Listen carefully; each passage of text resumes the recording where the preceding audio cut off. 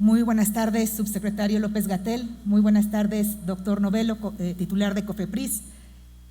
Doctor Navarro, presidente de la Comisión de Salud, compañeras y compañeros integrantes de esta comisión. Sin duda, esta comparecencia es muy importante.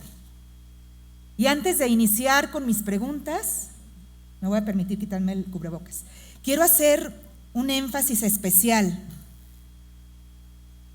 porque lo que hoy se tiene que responder no es a una senadora o a un senador.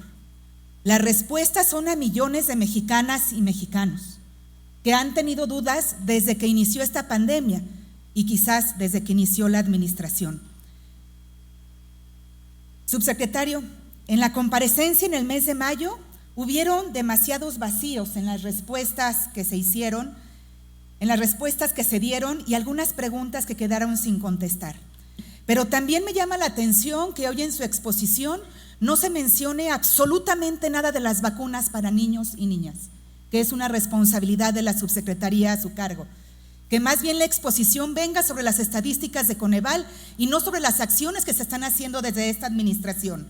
Porque de acuerdo con estimaciones del Fondo de Naciones Unidas para la Infancia, la UNICEF y la OMS, la proporción de niños mexicanos que reciben vacunas recomendadas para prevenir enfermedades cayó en 2019 a niveles no registrados en al menos una década.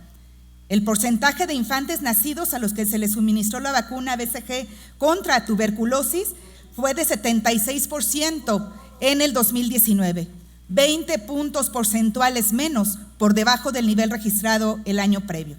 La estimación de lactantes vacunados contra difteria, tosferina y tétanos fue del 84%, menos con al menos una dosis. Gracias, presidente. Me refería a la estimación de lactantes vacunados contra difteria, tosferina y tétanos fue del 84% en el 2019, con al menos una dosis de TP. En 2018 el nivel fue del 90% y en el 2015 del 99%, es decir, estamos en los niveles más bajos desde el 2015 en aplicación de vacunas.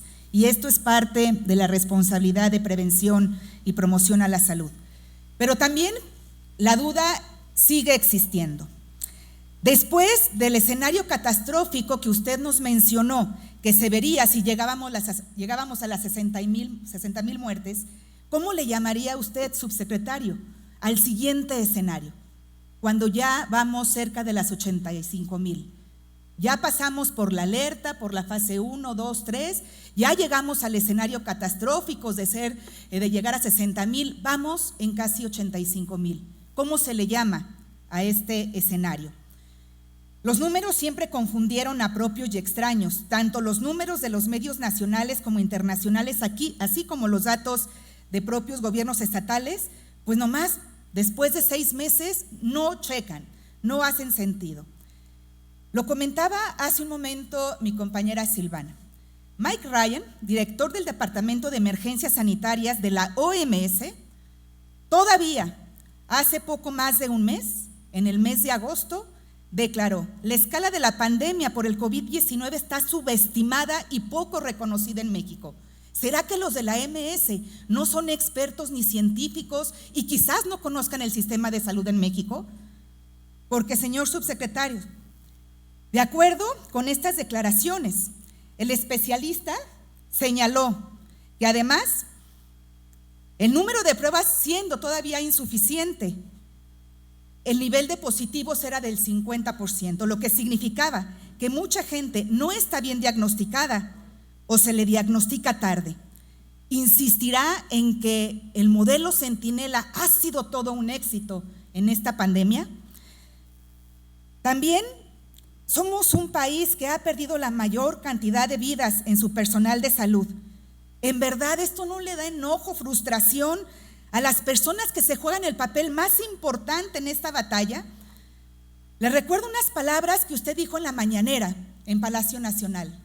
Esas batas transparentes y los insumos que circulan en las fotos no tienen una indicación de uso clínico, es decir, no son ni para médicos ni para enfermeras. Señor subsecretario, una mentira más. porque en los institutos de especialidad y en los hospitales de los estados fue el primer material que le llegó, no para la comunidad, no para los centros comunitarios o la gente que estuviera afuera, sino para los médicos, las enfermeras, quienes estaban dando la batalla al frente de esta pandemia.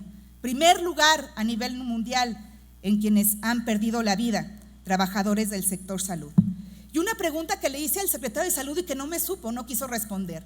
¿Las disposiciones que usted ha implementado son de usted o del Consejo de Salubridad General?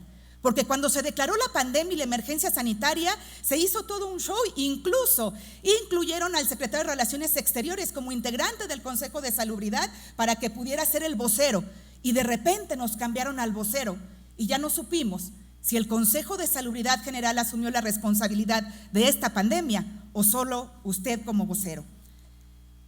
En las pocas reuniones que se tuvieron del grupo de seguimiento al COVID-19 de este Senado de la República, tuvimos una muy importante, en donde nos explicaron especialistas sobre un medicamento que se estaba empleando desde el mes de mayo como un medicamento emergente y que incluso desde entonces se ingresó a la COFEPRIS. Pero las contradicciones en México siempre han sido la moda en esta pandemia, porque por un lado, el secretario Alcocer declaraba que mejoran los pacientes con el uso de este medicamento, Remdesivir. Y luego al día siguiente, subsecretario, usted y en los días posteriores declaraba Remdesivir no es suficientemente útil para pacientes con COVID. ¿Pero qué cree? Que más de 40 países lo empezaron a utilizar como un medicamento emergente, consciente que todavía no estaba el registro de COFEPRIS. En Japón se empezó a utilizar. Se empezó a utilizar en Estados Unidos, incluso intentaron donarle a nuestro país para que pudiera ser utilizado. ¿Y sabe qué? Esto sí podía evitar vidas. Los estudios que recientemente se han publicado, ¿qué es lo que dicen? Mejoría en el desenlace clínico, un 32% en la tasa de recuperación.